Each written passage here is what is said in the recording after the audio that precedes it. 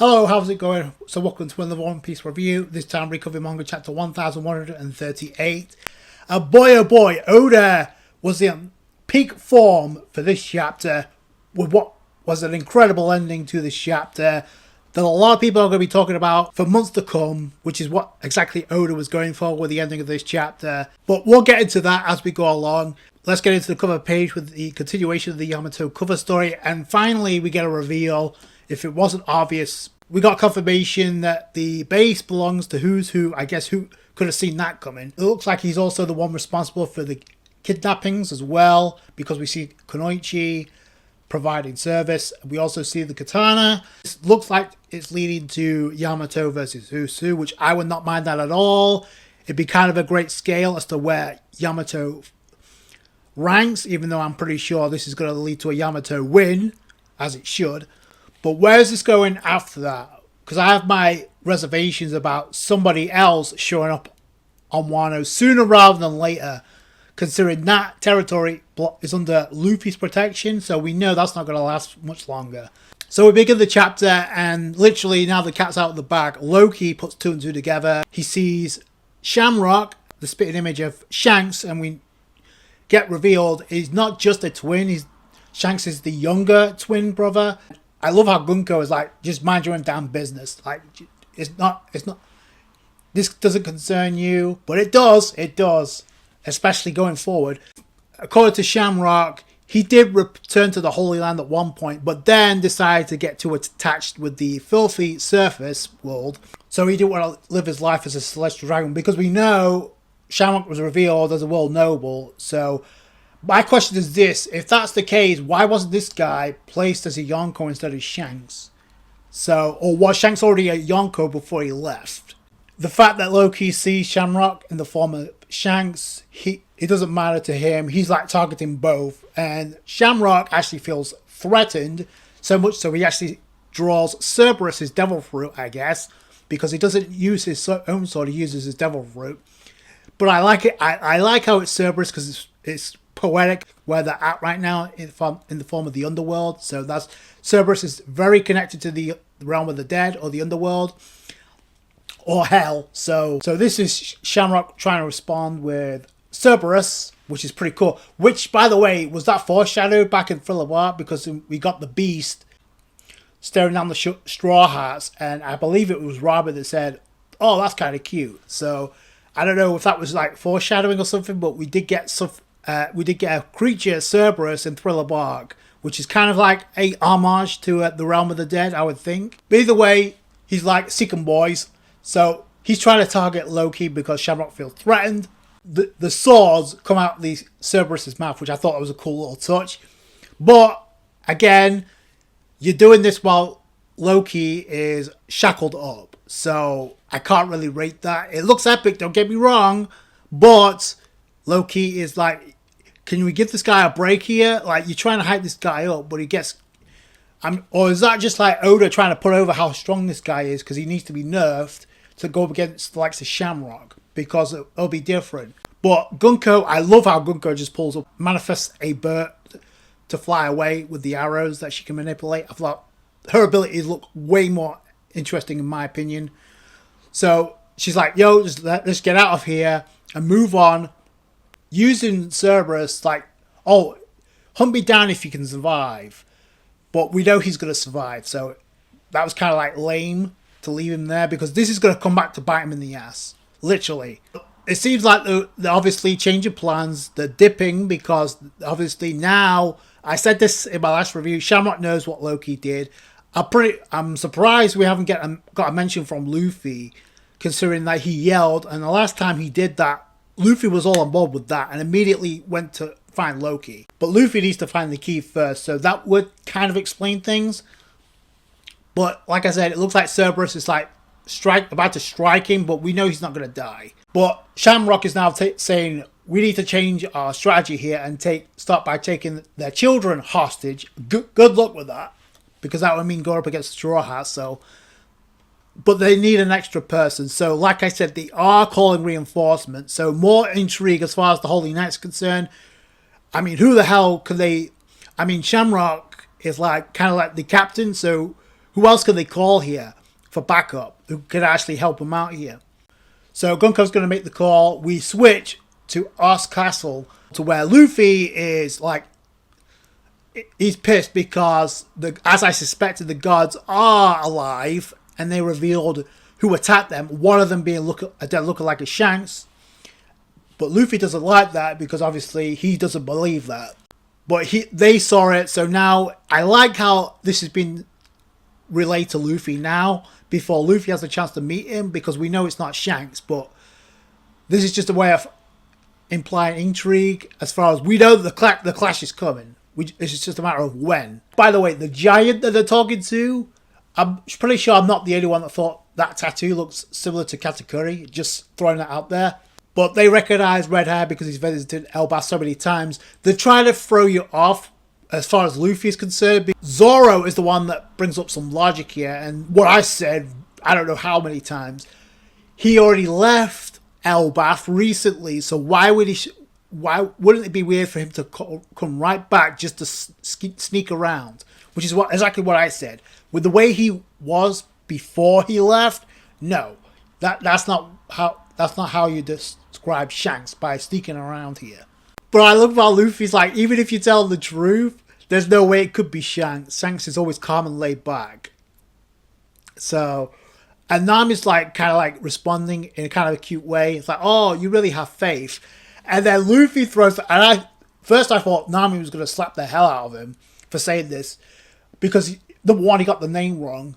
But Luffy's like, you betcha, you'd be just as ticked off if someone was bad-mouthing Bellamere, although he mentioned Telemere.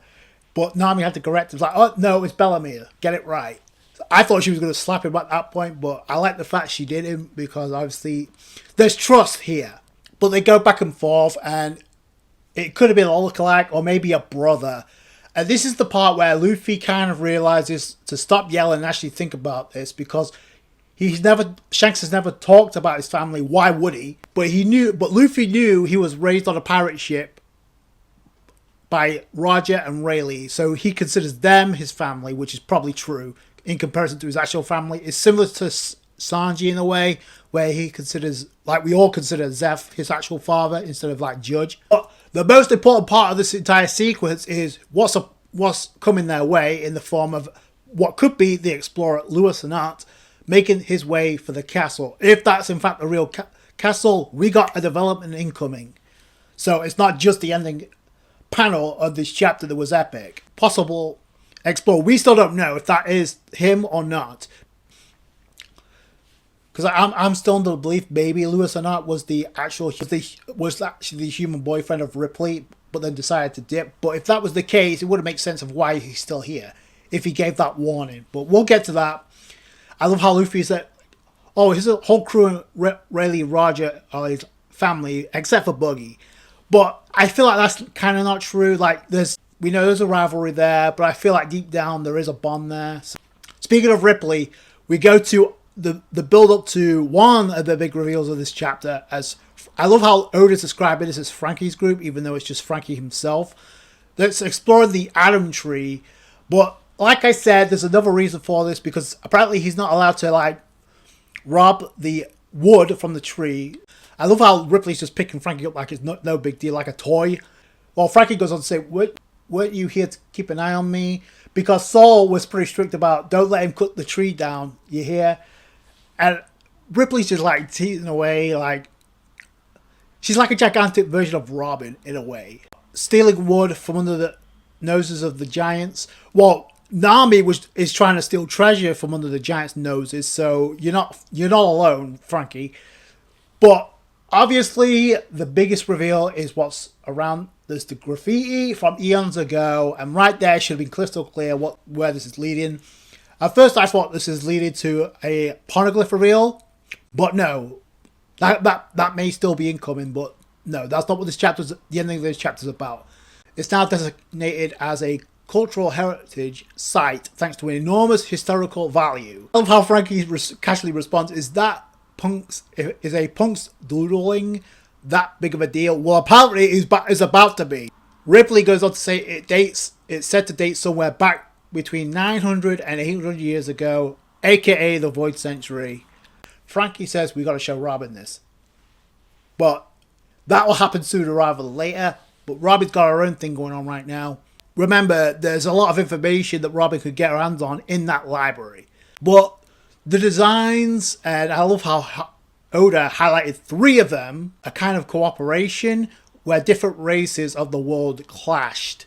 Ripley goes on to say it feels like just a kid's dream. But, like, no. And the reason why that is no new information has ever been brought to light until Luffy reveals Year 5th. That's where it's going to kick in. That's going to bleed on to the next generation. That's where this is going, folks. Because look at the culture and the difference in ideology. And I've said this multiple reviews where this is going. There's difference in ideology as far as Elbaf is concerned. One is, like, brought up in violence. The other was born in bloodshed, and the next generation is being learned about peace and tranquility, and not being hostile. That's 3 different cultures, 3 different ideologies. Because we get the current generation that's kind of trying to blend into that peaceful side, but at the same time they were raised in that violent nature. Meanwhile, the kids who weren't raised into that are being educated the right way. And we're back at the Yao Library with Robin, so that was a plus. But it's revealed that Legends of Elbaf, it's spawned countless interpretations too.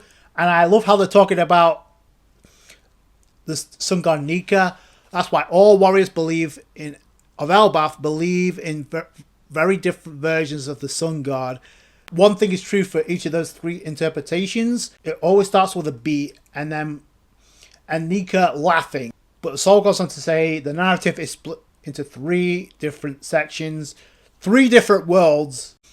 Robin, I just love how Robin is casually just looking at this, taking all this in, but she's going to be the key to solving all of this. Because right now, it's not really clear, but it will be soon enough. But Robin is reading all of this, but there's no picture to go with it. So that's the key here. I'll read out loud then. As you got Soul in the background, as he's doing the Nika dance. Joy Boy, sorry. Robin reads out loud, the first world, the earth burnt in endless flame, and the hearts of men. And we get not only the epic panel, which I'll get to in a second, we got the dialogue of each interpretation of the 3 worlds. You got the first world, the second world, and the third world. This first and second world, the ending is kind of like this. It describes the same thing.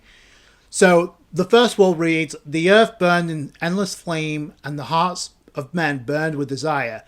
From whispered prayers, the sun god rose, beckoned by the enslaved who reached for the forbidden star. The god of the land was enraged. Gee, I wonder who that could be. With a serpent of fire, they cast the world into ruin. Darkness fell. Death reigned, they would not meet again. Also, they thought. The second world, a breath stirred in the abyss. The god of the forest wove their magic, nurturing its devils, while the sun lit the embers of war. Those of the half crescent and full moons dreamed. Full moons, there you go. Full moons dreamed, yet the ones who slew the sun defied themselves, evoking the wrath of the sea god. They would not meet again.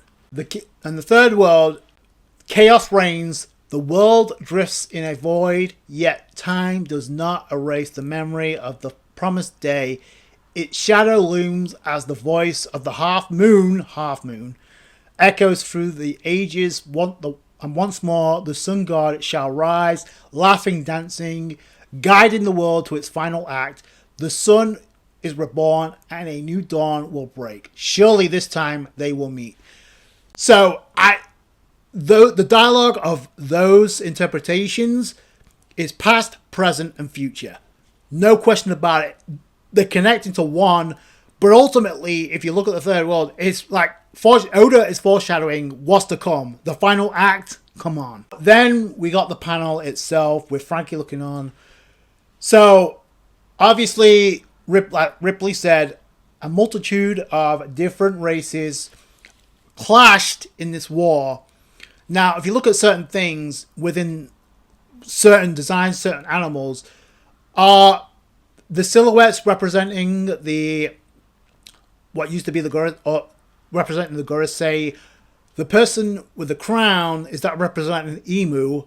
And I know I'm not the only one, because we see the elephant, right? Is that representing Zunisha? But I also found it interesting. Look at inside Zunisha. If that is Zunisha, look inside. Doesn't that look like an ark? Like Noah's Ark? And wasn't it foreshadowed that Luffy would destroy the ark going for Fishman Island? So I don't know. There's a multitude of different races. We see mermaids there. One is wearing a crown. Like I said, the speculation did go on for days. Nothing's really concrete at this point. Though I will say, the city with the cogs inside them, kind of, I'm wondering if that was Egghead Island. The other thing that stood out to me, besides the Nika silhouette, which again it should be obvious where that's leading to, but we see a whale. Is that representing something connected to the laboon?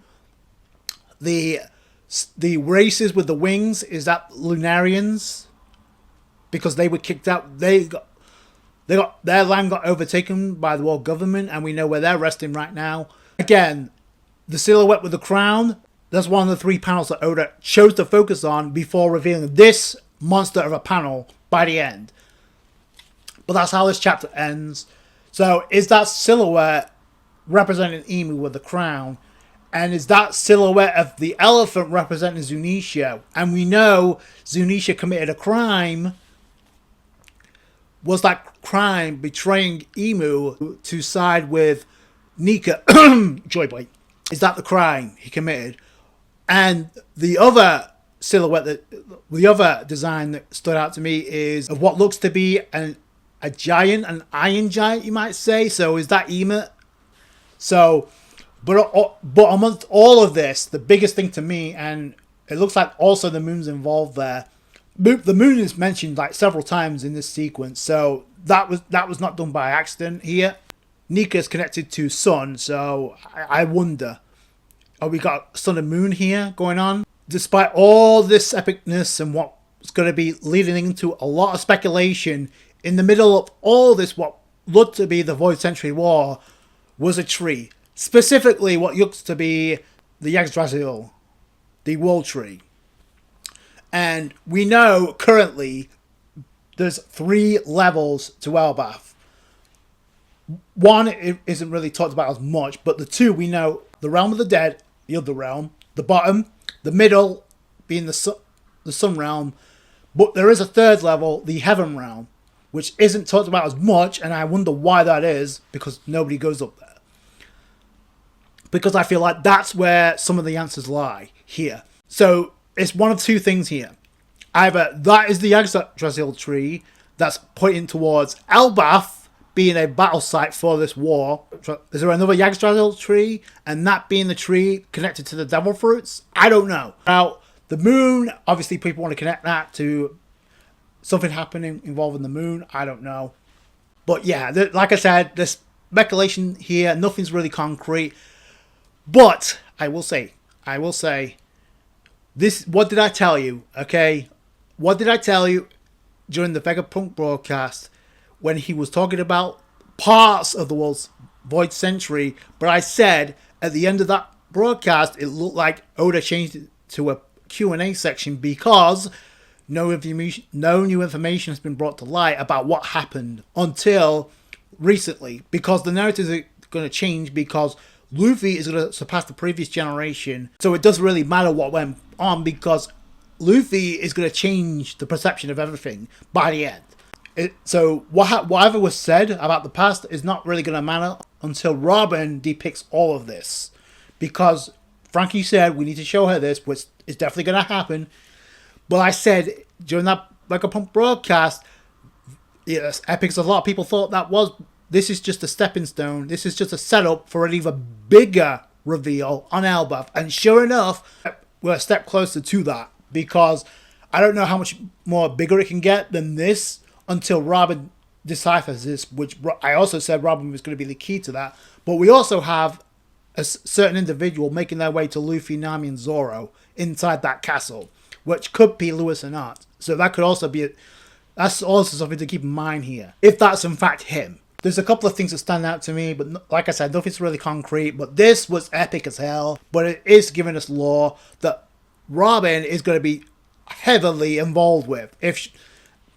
So I said, the reunion with Soul is just the starting point. There's going to be a lot more epicness coming from Robin. But Robin's only reading the dialogue. She hasn't seen this yet. She will, and she'll also see a bunch of other books, which I'm pretty sure will connect to this as well. A very focused chapter because we got some information about Shanks, which this chapter confirmed two things. Like, one, we are definitely getting a Shanks flashback before the end of 2025. That's a definite. Number two, in comparison to like Wano or even Egghead Island, look at the difference in pacing here. Like, I don't even know if there's been 10 chapters yet, and here it's looking like we're approaching the end of the arc and we just got here. But that should not be the case, but because there's still a lot for Oda to flesh out here as far as Elbaf is concerned. But the way that Oda's going about this, now I don't know if it's because he's amping up the pacing because of the anime returning in a couple of months, or if it's because of the movie that's currently in the works and he also has to give his 2 cents on that. I don't know. It's blatantly obvious Oda is changing the structure, because if this was like 2-3 years ago, this would have taken us 15 chapters to get to. I'm sorry, like, look at the difference. And so structure may have a lot to do with it, but I definitely feel like I would not be surprised if Elbaf is wrapped up a lot sooner than a lot of people expected. Also, this panel is to keep in mind because, like I said, it's going to lead into multiple speculation, multiple theories. But at this point, it's all headcanons, but it's great that people are speculating on this. That's what Oda was going for. But Oda is going to be the one to have the final say of what this all means by the end of this. All in all, I thought it was a really good chapter with a solid ending. And we got information about Shamrock guaranteeing us an alliance between Loki and Luffy. Luffy needs to find the key, unlock the shackles. There's going to be hell to pay for the Holy Knights. Just saying. So that's going to do it for you guys. Let me know what you guys think down below. You guys know what to do. If you enjoyed this review, hit that thumbs up. I appreciate that. I appreciate all you guys' support when it comes to One Piece reviews. Catch you guys later. Thanks, guys. Bye.